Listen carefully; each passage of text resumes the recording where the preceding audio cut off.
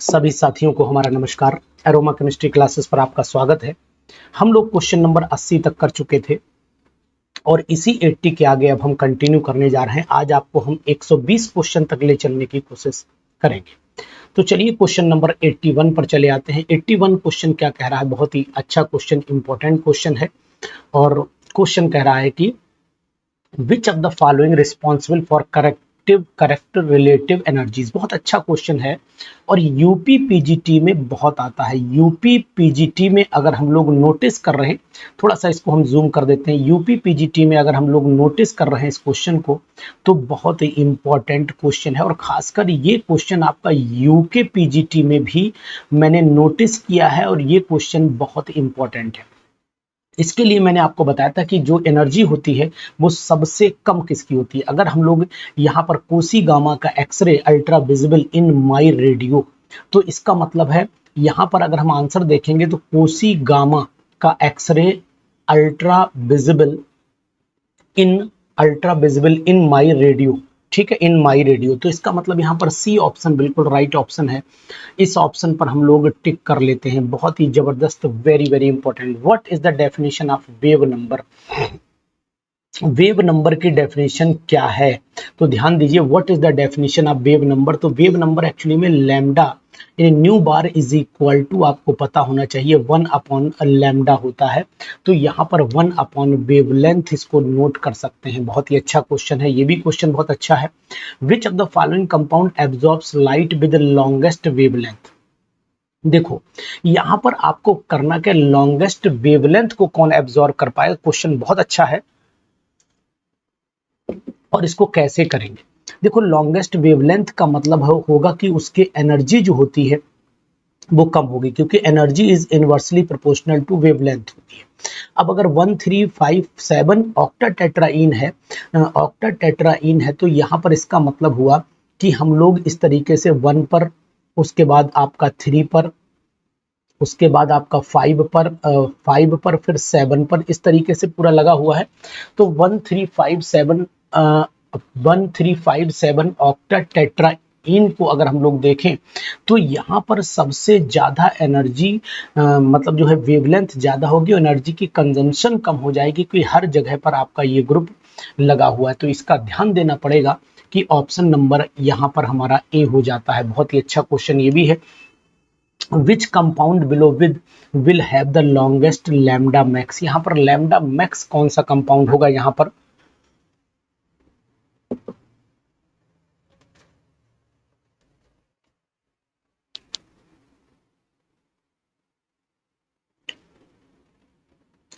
चलिए यहाँ पर 83 वाले क्वेश्चन पर चलाते हैं। 83 क्वेश्चन बहुत ही इंपॉर्टेंट क्वेश्चन है। Which of the following compound absorbs light with longest wavelength. ठीक है, उसके बाद आप देखिएगा which compound below will have the longest lambda max. यहाँ पर लॉन्गेस्ट लैम्डा मैक्स कौन सा है, ये बात भी आपको नोट करने वाली है। तो एक चीज नोटिस करने हैं, लैम्डा मैक्स ज्यादा किसका होता है। तो पहले आपको बताऊंगा, अगर लैम्डा मैक्स यहाँ पर याद होना चाहिए कि NO2 ग्रुप जो लगा होता है, ये NO2 ग्रुप अपनी तरफ इलेक्ट्रॉन को अट्रैक्ट करता है और इसी तरीके से ये इसकी रिएक्टिविटी को कम कर देता है। तो लैम्डा मैक्स जो होता है वो नाइट्रोबेंजीन का सबसे जो है ज्यादा, मतलब अगर कंपाउंड देखेंगे तो लॉन्गेस्ट वेवलेंथ ज्यादा होता है, मतलब मैक्सिमम होता है। ठीक, इस बात का ध्यान दीजिएगा, बहुत ही इंपॉर्टेंट है क्वेश्चन, बहुत अच्छा क्वेश्चन है, वेरी वेरी इंपॉर्टेंट। ठीक है, इस बात का ध्यान दें और आगे हम लोग इस चीज को नोटिस भी कर रहे हैं कि ये क्वेश्चन सब स्पेक्ट्रोस्कोपी से। यहाँ पर आपको ग्रुप दिखाई दे रहे होंगे। देखो यहाँ पर लॉन्गेस्ट वेवलेंथ में सेम लॉन्गेस्ट लैम्डा मैक्स है, एक ही बात है। तो यहाँ 1 2 3 और यहाँ पर एक 4 ग्रुप लगा लेते, तो 4 ग्रुप लगाएं, या इस 4 ग्रुप लगने की वजह से इसकी जो लैम्डा मैक्स की वैल्यू है वो ज्यादा निकल करके आ जाती है, क्योंकि दोनों की कंडीशन फिर आपने नोटिस की होगी सिमेट्रिकल और अनसिमेट्रिकल वाली आ जाती है। ठीक है, डबल बॉन्ड यहाँ पर लगा ही हुआ है, ये चीज भी आप नोटिस कर लेंगे, बीच में डबल बॉन्ड लगा हुआ है।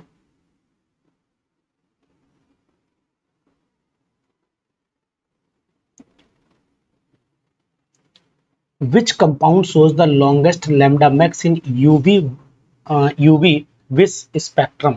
ठीक है। Visible spectrum, UV visible spectrum की अगर बात कर रहा है तो यहाँ पर आपका answer para vinyl benzoic acid है। और आपको ये लैम्डा मैक्स अगर याद करने हैं तो इन लैम्डा मैक्स की जो वैल्यूज हैं वो आप हमारे नोट्स के साथ में, नोट्स में सभी वैल्यूज दे रखी हैं।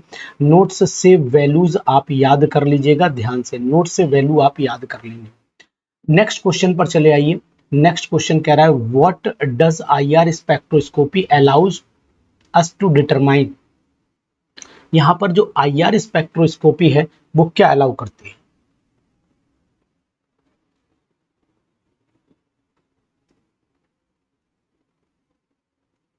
What does IR spectroscopy allows us to determine the number of the carbon in compound?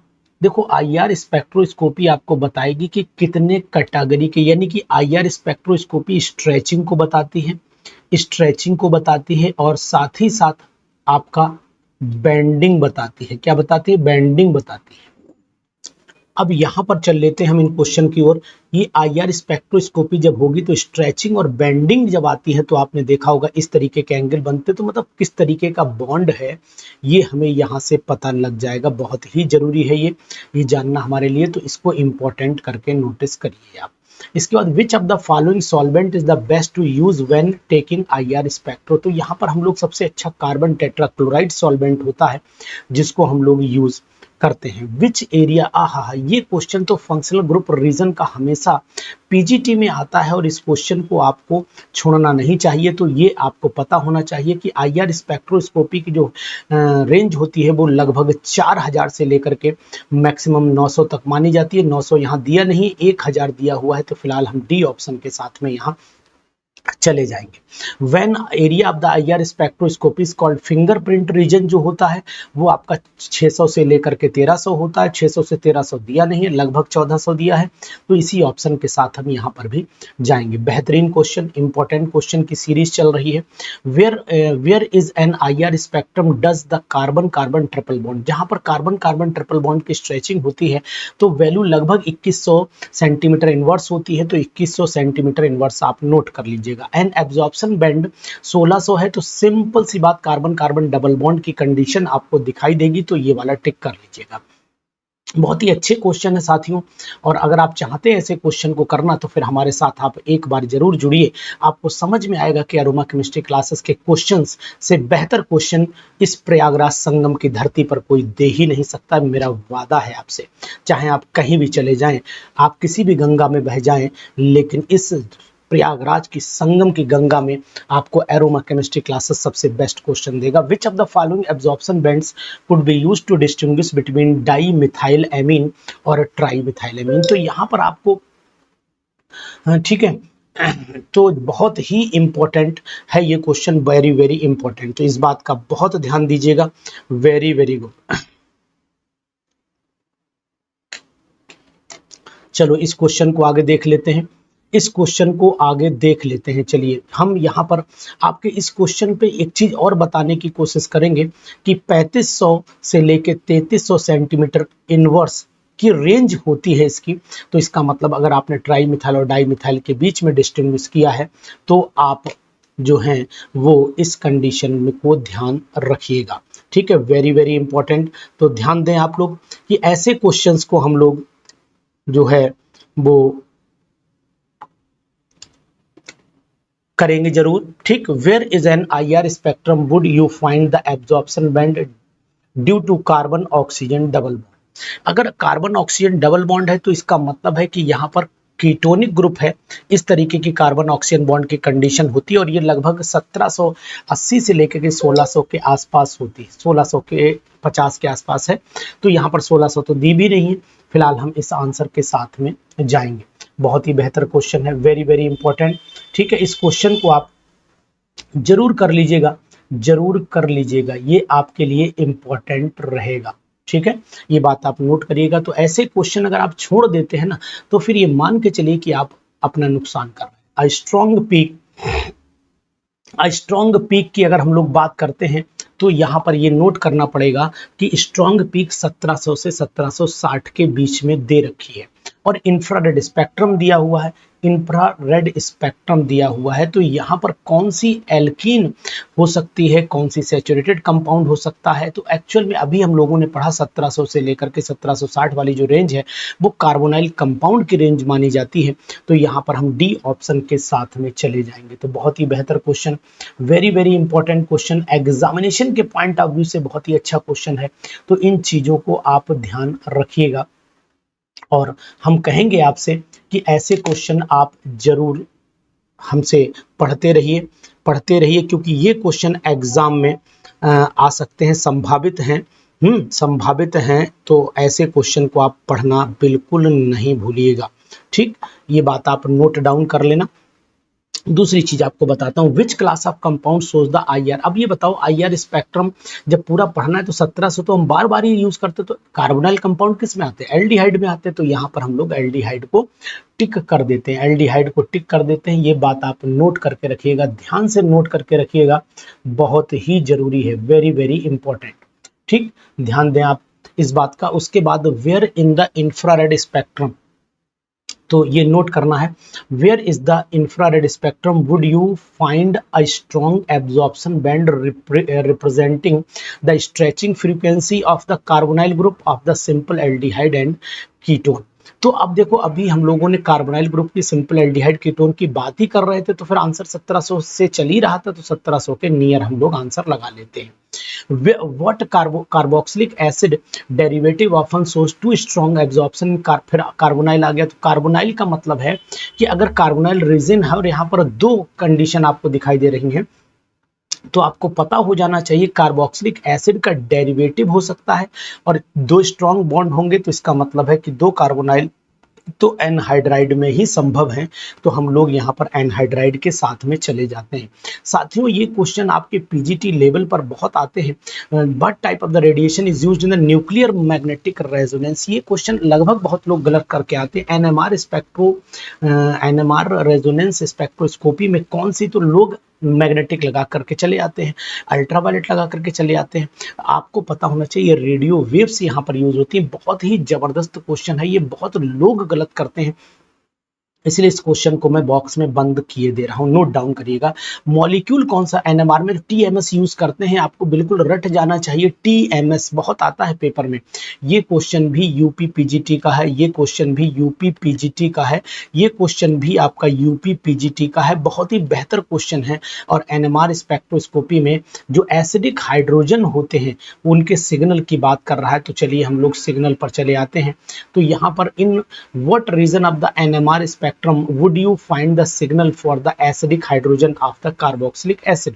तो यहाँ पर 100 की अगर मैं बात करता हूँ, तो अगर 100 वाला क्वेश्चन है तो आप जानिएगा कि अगर एसिडिक हाइड्रोजन है तो उसकी कितनी कंडीशन होगी पार्ट्स पर मिलियन में।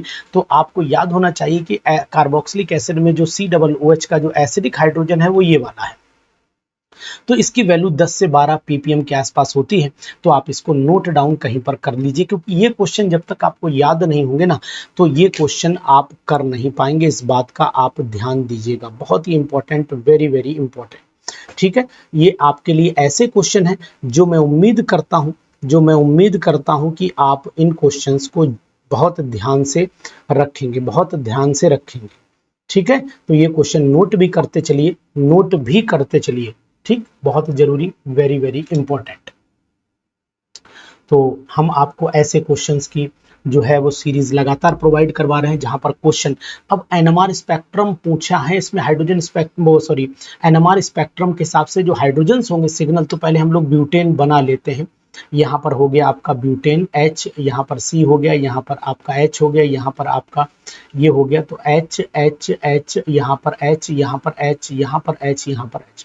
तो ये बात नोट करनी कितने प्रकार के, तो ये सिग्नल एक ही कैटेगरी को, ये दोनों एक ही कैटेगरी के होंगे। तो केवल यहाँ पर हमें दो प्रकार के, यानी ये वाले और ये वाले एक हुए, इन दोनों के एक हुए, तो इसका मतलब है यहाँ पर केवल हमें दो प्रकार के एनएमआर सिग्नल मिलेंगे।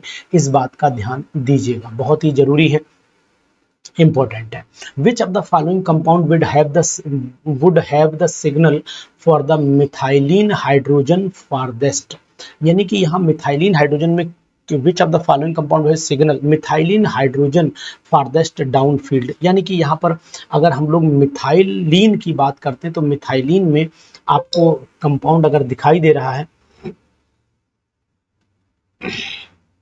ठीक, तो यहाँ इथाइल क्लोराइड की बात करें, यहाँ पर C हो गया, यहाँ पर H हो गया और ये यहाँ पर F हो गया, तो यहाँ H लगा दो, यहाँ H लगा दो, यहाँ H लगा दो, यहाँ तो कह रहा है कि NMR of the methylene hydrogen farthest downfield, तो इसका मतलब फारदेस्ट डाउनफील्ड वाले यही होंगे। तो इसमें इथाइल फ्लोराइड, क्योंकि ये फ्लोरीन जो होता है अपनी तरफ इलेक्ट्रो अट्रैक्टिव ग्रुप होता है, डिस्टेंस बढ़ जाएगी ऑटोमेटिकली, तो ए पर हम लोग टिक करेंगे, ए पर टिक करेंगे। ध्यान दीजिएगा, बहुत जरूरी है ये क्वेश्चन, बहुत जरूरी है, इंपॉर्टेंट क्वेश्चन है, इंपॉर्टेंट क्वेश्चन है, ठीक है। तो ये चलिए हम लोग इन क्वेश्चंस को जरूर ध्यान रखेंगे, बहुत ही इंपॉर्टेंट है, very very important. How many signals will vinyl chloride have in proton. अब तो सिंपल सी बात है, ये क्वेश्चन विनाइल वाला तो पूछो मत, कितनी बारी आया है। इनके अंदर जो सिग्नल होते हैं वो इन दोनों के अलग सिग्नल होते हैं, क्योंकि कारण है ये H ऐसे लिखा जाता है, Cl डबल बॉन्ड हो गया, 1 2 3 4, यहाँ C हो गया, यहाँ H हो गया, तो एक्चुअली में इसका सिग्नल इसके रिस्पेक्ट में, इसका इसके रिस्पेक्ट में रहता है, तो 3 सिग्नल यहाँ पर निकल करके आते हैं। तो ओवरऑल हम यहाँ पर 3 C वाले ऑप्शन पर चले जाते हैं। और हाउ मेनी डज इतना 2,2,4 ट्राई मिथाइल पेंटेन में कितने NMR सिग्नल होंगे। तो यहाँ पर 2,2 ट्राई मिथाइल की बात करते हैं, तो ये आपका हम पहले पेंटेन में 5 1 2 3 4 5 कार्बन बना लिए, 2 और 2,2 हो गया, 1 2 3 4 हो गया।